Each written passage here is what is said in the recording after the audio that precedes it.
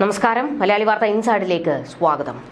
Digital സർവകലാശാല VC doctor Ciza തോമസിനെ chancellor കൂടിയായ ഗവർണർ നിയമിച്ച നടപടി ചെറുക്കാൻ മുഖ്യമന്ത്രിയും നിയമമന്ത്രിയും അടിയന്തരമായി നിയമവിദഗ്ധരുടെ യോഗം വിളിച്ചു. സിസ തോമസ് VC എത്തിയാൽ CPMന്റെ നേതൃത്വത്തിൽ ഡിജിറ്റൽ സർവകലാശാലയിൽ നടന്ന കോടികളുടെ അഴിമതി പുറത്താകുമെന്നാണ് സഖാക്കളുടെ പേടി. സർവകലാശാല വിഷയത്തിൽ വീണ്ടും സർക്കാർ ഗവർണർ പോര് കടുക്കുമെന്നാണ് റിപ്പോർട്ടുകൾ. സാങ്കേതിക ഡിജിറ്റൽ സർവകലാശാലകളിലെ താൽക്കാലിക വൈസ് ചാൻസലർ നിയമനവുമായി ബന്ധപ്പെട്ടാണ് സർക്കാരും ഗവർണറും തമ്മിലുള്ള അഭിപ്രായ ഭിന്നത രൂക്ഷമാകുന്നത്. ഇതിനെതിരെ മുഖ്യമന്ത്രി പിണറായി വിജയൻ ഗവർണർക്ക് കത്തയച്ചു. തീരുമാനം പുനഃപരിശോധിക്കണമെന്നും നിയമനം റദ്ദാക്കണമെന്നുമാണ് മുഖ്യമന്ത്രി ആവശ്യപ്പെട്ടിരിക്കുന്നത്. ഡോക്ടർ സിസ തോമസിനെ ഡിജിറ്റൽ സർവകലാശാല VC ഡോക്ടർ K ശിവപ്രസാദിനെ സാങ്കേതിക സർവകലാശാല VC നിയമിച്ചുകൊണ്ട് ഗവർണർ വിജ്ഞാപനം പുറപ്പെടുവിച്ചതാണ് സർക്കാരിനെ ചൊടിപ്പിച്ചത്. ഇരു സർവകലാശാലകളിലേക്കും ഹൈക്കോടതി വിധിയുടെ അടിസ്ഥാനത്തിൽ VC നിയമനത്തിനായി സർക്കാർ പട്ടിക നൽകിയിരുന്നു. എന്നാൽ ഇതിലുള്ളവരെ പരിഗണിക്കാതെയാണ് ഗവർണർ സിസ തോമസിനെയും K ശിവപ്രസാദിനെയും വീണ്ടും VCമാരാക്കിയത്. ഇത് നിയമപരമല്ലെന്നും സുപ്രീം കോടതി വിധിയുടെ ലംഘനമാണെന്നും മുഖ്യമന്ത്രി കത്തിൽ ചൂണ്ടിക്കാട്ടിയിട്ടുണ്ട്. ഗവർണർ വഴങ്ങിയില്ലെങ്കിൽ കോടതിയെ സമീപിക്കാനുള്ള ഒരുക്കത്തിലാണ് സർക്കാർ.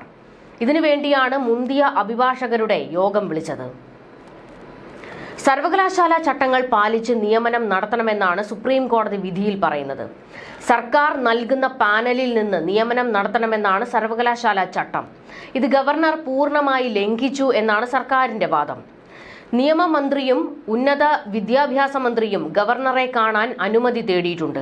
ഇരു സർവകലാശാലകളിലും ഉടൻ തന്നെ സ്ഥിരം VCമാരെ നിയമിക്കാനുള്ള നടപടികൾ ആരംഭിക്കണമെന്ന് സുപ്രീം കോടതി നിർദ്ദേശിച്ചിരുന്നു. ഡിജിറ്റൽ സാങ്കേതിക സർവകലാശാലകളിലെ താൽക്കാലിക VC നിയമനത്തിനെതിരെ ഹൈക്കോടതി വിധി ലഭിച്ചതിൽ ആശ്വസിച്ചിരുന്ന സംസ്ഥാന സർക്കാരിന് വലിയ ആശങ്കയാണ് സുപ്രീം കോടതി വിധി സൃഷ്ടിച്ചിരിക്കുന്നത്. ഡിജിറ്റൽ സർവകലാശാലയിലെ സാമ്പത്തിക ക്രമക്കേട് സംബന്ധിച്ച് ഗവർണർക്ക് വിശദമായ റിപ്പോർട്ട് നൽകിയ ഡോക്ടർ സിസ തോമസ് തന്നെ വീണ്ടും VC എത്താനാണ് സുപ്രീം കോടതി വിധി വഴിവെച്ചിരിക്കുന്നത്. സിസ തോമസ് നൽകിയ റിപ്പോർട്ടിന്റെ അടിസ്ഥാനത്തിൽ സമഗ്രമായ ഓഡിറ്റിംഗ് നടത്താൻ ഗവർണർ കംട്രോളർ ആൻഡ് ഓഡിറ്റർ ജനറലിന് നിർദ്ദേശം നൽകിയിരുന്നു.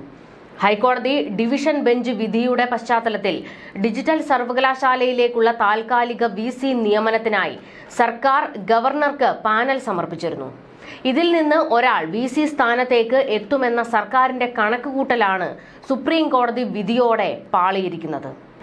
സ്ഥിരം VCയെ നിയമിക്കുന്നതുവരെ താൽക്കാലിക VCമാർക്ക് തുടരാമെന്നും ഇത് സംബന്ധിച്ച് ഗവർണർക്ക് വിജ്ഞാപനം ഇറക്കാമെന്നുമാണ് സുപ്രീം കോടതി വ്യക്തമാക്കിയിരിക്കുന്നത്.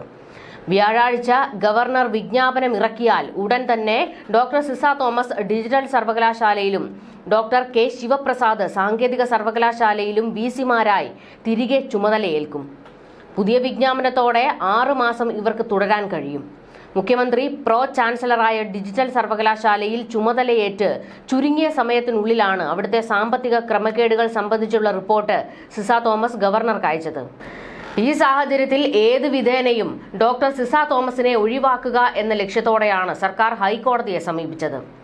ഡിവിഷൻ ബെഞ്ചിൽ നിന്ന് അനുകൂല തീരുമാനമുണ്ടായെങ്കിലും ഇപ്പോൾ സുപ്രീം കോടതി വിധിയിലൂടെ സിസ തോമസ് തന്നെ VC കസേരയിലേക്ക് മടങ്ങിയെത്തുകയാണ്.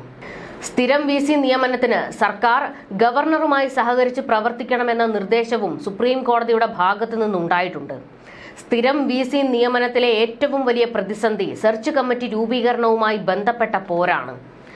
നിയമനാധികാരിയായ ഗവർണർ രൂപീകരിച്ച സെർച്ച് കമ്മിറ്റികൾക്കെതിരെ സർക്കാർ ഹൈക്കോടതിയെ സമീപിക്കുകയും സ്റ്റേ നേടുകയും ചെയ്തിരുന്നു. കമ്മിറ്റി രൂപീകരിക്കാനുള്ള അധികാരം സർക്കാരിനാണെന്ന വാദം ഉയർന്നതോടെ 7 സർവകലാശാലകളിലെ സെർച്ച് കമ്മിറ്റി രൂപീകരണമാണ് നിയമനക്കുരുക്കിലായിരിക്കുന്നത്. ഇക്കാര്യത്തിൽ ഏതെങ്കിലും തരത്തിലുള്ള വിട്ടുവീഴ്ച ഉണ്ടായെങ്കിൽ മാത്രമേ സ്ഥിരം VC നിയമനത്തിനുള്ള തുടർ നടപടികൾ സജീവമാകുകയുള്ളൂ. ചാൻസലറുടെയും UGCയുടെയും ഓരോ പ്രതിനിധി, സിൻഡിക്കേറ്റിന്റെ പ്രതിനിധി എന്നിവരാണ് സ്ഥിരം VCക്കുള്ള സെർച്ച് കമ്മിറ്റിയിൽ വേണ്ടത്. ഇതോടെ സെർച്ച് കമ്മിറ്റിയിൽ ഗവർണർക്ക് ഭൂരിപക്ഷം ലഭിക്കുകയും 5 വർഷത്തേക്കുള്ള സ്ഥിരം VCയെ തന്റെ അധികാരം ഉപയോഗിച്ച് നിയമിക്കാൻ കഴിയുകയും ചെയ്യും. ഇതിന് തടയിടാനുള്ള നീക്കങ്ങളാണ് സർക്കാരിന്റെ ഭാഗത്തു നിന്നുണ്ടാകുന്നത്. സർവകലാശാലകളിൽ സ്ഥിരം VCമാർ ഇല്ലാത്തത് വിദ്യാർത്ഥികളുടെ ഭാവിയെയാണ് ബാധിക്കുന്നത് എന്ന സുപ്രീം കോടതിയുടെ നിരീക്ഷണം സംസ്ഥാനത്തെ ഉന്നത വിദ്യാഭ്യാസ രംഗത്ത് ഏറെ നിർണായകമാണ്. സർക്കാരും ഗവർണറും തമ്മിൽ നിലനിൽക്കുന്ന പ്രശ്നങ്ങൾ മൂലം സംസ്ഥാന സർക്കാരിന് കീഴിലുള്ള 14 സർവകലാശാലകളിൽ ഒരിടത്ത് മാത്രമാണ് സ്ഥിരം VC ഉള്ളത്. വൈസ് ചാൻസലർ ഡോക്ടർ മോഹനൻ കുന്നുമ്മലിന്റെ കാലാവധി 2024 ഒക്ടോബറിൽ അവസാനിച്ചതിന് പിന്നാലെ 5 വർഷത്തേക്ക് കൂടി നീട്ടി നൽകിയതിനാൽ ആരോഗ്യ സർവകലാശാലയിൽ മാത്രമാണ് സ്ഥിരം VC ഉള്ളത്. അദ്ദേഹത്തിന് തന്നെയാണ് കേരള സർവകലാശാലയുടെ അധികാര ചുമതലയും. 13 സർവകലാശാലകളിലും താൽക്കാലിക VCമാർക്ക് ചുമതല നൽകിയിരിക്കുകയാണ്. കേരള, MG, കാലിക്കറ്റ്, കണ്ണൂർ, കുസാറ്റ്, ഡിജിറ്റൽ സർവകലാശാല, കാർഷിക സർവകലാശാല, കേരള സാങ്കേതിക സർവകലാശാല, മലയാളം സർവകലാശാല, സംസ്കൃത സർവകലാശാല, കുഫോസ്, ശ്രീനാരായണ ഗുരു ഓപ്പൺ സർവകലാശാല, വെറ്റിനറി ആൻഡ് ആനിമൽ സയൻസ് എന്നീ സ്ഥാപനങ്ങളിലാണ് സ്ഥിരം VCമാർ ഇല്ലാത്തത്. ഗവർണർ സർക്കാർ പോരിന്റെ പേരിൽ ബലിയാടായി മാറിയ മുൻ VC ഡോക്ടർ സിസ തോമസിന് ഇത് മധുര പ്രതികാരത്തിന്റെ മുഹൂർത്തമാണ്. സാങ്കേതിക സർവകലാശാല VCയായി നിയമിതയായ സിസ തോമസിന് സുപ്രീം കോടതിയുടെ അനുകൂല ഉത്തരവുണ്ടായിട്ടും പെൻഷനും വിരമിക്കൽ ആനുകൂല്യവും സർക്കാർ തടഞ്ഞുവെച്ചു. പകരം സർവകലാശാലയിലെ ചില രേഖകൾ കാണാനില്ലെന്ന് പറഞ്ഞ് മോഷണക്കുറ്റം ആരോപിച്ചിരിക്കുകയാണ്. സർക്കാർ അനുമതിയില്ലാതെ VCയായി സ്ഥാനമേറ്റെന്നായിരുന്നു കുറ്റം. അധിക ചുമതലയായി VC സ്ഥാനമേറ്റത് നടപടികൾ പാലിച്ചാണെന്ന് ഡോക്ടർ സിസ തോമസ് ഇതിന് മറുപടി നൽകിയിരുന്നു. ഇതുകൊണ്ടും പകപോക്കലൊന്നും തീർന്നില്ല. വിരമിക്കുന്ന മാർച്ച് 31 ഹിയറിംഗിന് അഡീഷണൽ സെക്രട്ടറിയുടെ മുന്നിൽ ഹാജരാകണമെന്ന് കാണിച്ച് തലേന്ന് ഓഫീസ് സമയത്തിന് ശേഷം ഇമെയിലായി കത്ത് നൽകി. വിരമിക്കൽ ദിവസമായതിനാലും VC എന്ന നിലയിലും പ്രിൻസിപ്പൽ എന്ന നിലയിലും മാർച്ച് 31 ബില്ലുകൾ മാറുന്നതടക്കമുള്ള ഉത്തരവാദിത്തങ്ങളും കാണിച്ച് ഹാജരാകാനുള്ള അസൗകര്യമറിയിച്ച് സിസ തോമസ് മറുപടി നൽകി.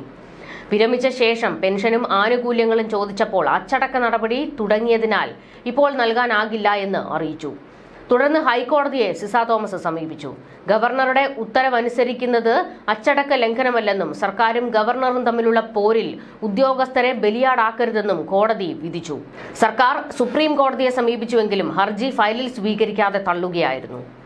ആനുകൂല്യങ്ങൾ നൽകേണ്ടി വരുമെന്നായതോടെ നേരത്തെ കൂടിയ സിൻഡിക്കേറ്റ് യോഗത്തിന്റെ മിനിറ്റ്സിൽ പിടിച്ചുള്ള ആരോപണമാണ് പിന്നീട് ഉയർത്തിയത്. VCയെ നിയന്ത്രിക്കാൻ സിൻഡിക്കേറ്റിന്റെ ഒരു സബ് കമ്മിറ്റിക്ക് രൂപം നൽകിയതടക്കമുള്ള തീരുമാനങ്ങൾ സിസ അംഗീകരിച്ചിരുന്നില്ല. അവ വിയോജനക്കുറിപ്പടക്കം രാജ്ഭവനിലേക്കും നൽകി. അതിന്റെ യഥാർത്ഥ രേഖകൾ കാണാനില്ല എന്നാണ് കുറ്റം. സിൻഡിക്കേറ്റ് യോഗങ്ങളുടെ കുറിപ്പുകൾ ഓഫീസ് കമ്പ്യൂട്ടറിൽ ഉണ്ടാകും എന്നിരിക്കെയാണ് ഈ നീക്കം. അനധികൃതമായി രേഖകൾ കൈവശം വെച്ചതിന്റെ പേരിൽ സിസയ്ക്കെതിരെ നടപടിയെടുക്കാനാണ് ബോർഡ് ഓഫ് ഗവർണേഴ്സിന്റെ തീരുമാനമെന്നാണ് സർവകലാശാലയുടെ വാദം. എന്നാൽ അതും പൊളിഞ്ഞു. അതേ സിസ തോമസ് ആണിപ്പോൾ വീണ്ടും സർക്കാരിനെ മുള്ളുമ്മേൽ നിർത്തിയിരിക്കുന്നത്. ഡിജിറ്റൽ വാഴ്സിറ്റി VC ആയിരുന്ന ഡോക്ടർ സിസ തോമസ് ഫയലുകളും രസീതുകളും പരിശോധിച്ചപ്പോൾ വ്യാപക ക്രമക്കേട് കണ്ടെത്തിയിരുന്നു. IT, വ്യവസായ വകുപ്പുകൾക്ക് പുറമെ വൻകിട സ്വകാര്യ സ്ഥാപനങ്ങളുടെയും കരാറുകൾ സർവകലാശാലയെയാണ് ഏൽപ്പിച്ചിരിക്കുന്നത്. അത് സർവകലാശാല നേരിട്ട് നിർവഹിക്കാതെ മറ്റു പലർക്കും മറിച്ചു വിൽക്കുകയാണ് ചെയ്തിരിക്കുന്നത്. സർവകലാശാലയിലെ ഫാക്കൽറ്റിയും കരാറുകൾ എടുക്കുന്നവരും തമ്മിൽ അവിശുദ്ധ ബന്ധമുണ്ട്. സർവകലാശാലയിലെ ഫാക്കൽറ്റികളിൽ പലർക്കും സ്വന്തമായി IT കമ്പനികൾ ഉണ്ടെന്നും ഡോക്ടർ സിസ തോമസ് കണ്ടെത്തി. പലതിന്റെ പേരിലും വ്യാജ രസീതുകൾ സർവകലാശാലയിൽ ഹാജരാക്കിയിട്ടുണ്ട്. സർവകലാശാല സ്ഥാപിച്ചിട്ട് 5 വർഷം കഴിഞ്ഞുവെങ്കിലും ഇതുവരെ ഓഡിറ്റ് നടത്തിയിട്ടില്ല. ഡോക്ടർ സിസയുടെ റിപ്പോർട്ടിന്റെ അടിസ്ഥാനത്തിലാണ് ഓഡിറ്റ് നടത്താൻ കൺട്രോളർ ആൻഡ് ഓഡിറ്റർ ജനറലിനോട് ഗവർണർ ആവശ്യപ്പെട്ടത്. ഈ പശ്ചാത്തലത്തിലാണ് മുഖ്യമന്ത്രി പിണറായി വിജയൻ ഗവർണറെ കണ്ടത്. കാരണം സർവകലാശാലയിൽ ഓഡിറ്റ് നടത്തിയാൽ കള്ളി വെളിച്ചത്താകുമെന്ന് മുഖ്യമന്ത്രിക്ക് നന്നായി അറിയാം. എന്നാൽ അത് ഫലിച്ചില്ല. വീണ്ടും സിസ തോമസ് എത്തുമ്പോൾ സർക്കാരിനെ ഭയപ്പെടുത്തുന്നതും ഇതുതന്നെയാണ്. കോടികൾ മുടക്കിയായിരിക്കും സർക്കാർ സിസ തോമസിനെതിരെ അഭിഭാഷകരെ ഇനി ഇറക്കുക. കേരള സർക്കാർ നിയമിച്ചിട്ടുള്ള അഭിഭാഷകരെ ഒന്നും സർക്കാരിന് വിശ്വാസമില്ല. ഇതിനു മുൻപ് സർക്കാർ ഇതര അഭിഭാഷകർക്കായി സംസ്ഥാനം ചെലവാക്കിയത് 75 ലക്ഷം രൂപയാണ്. ആരിഫ് മുഹമ്മദ് ഖാൻ ഗവർണറായിരുന്ന കാലത്തായിരുന്നു ഇത്. പ്രമാദമായ പല കേസുകളിലും സംസ്ഥാന സർക്കാരിന് വേണ്ടി വാദിക്കാൻ പുറമേ നിന്നുള്ള അഭിഭാഷകർ എത്താറുണ്ട്. ലക്ഷങ്ങളാണ് ഇങ്ങനെ ഹാജരാകുന്ന അഭിഭാഷകർക്ക് കൊടുക്കുന്നത്.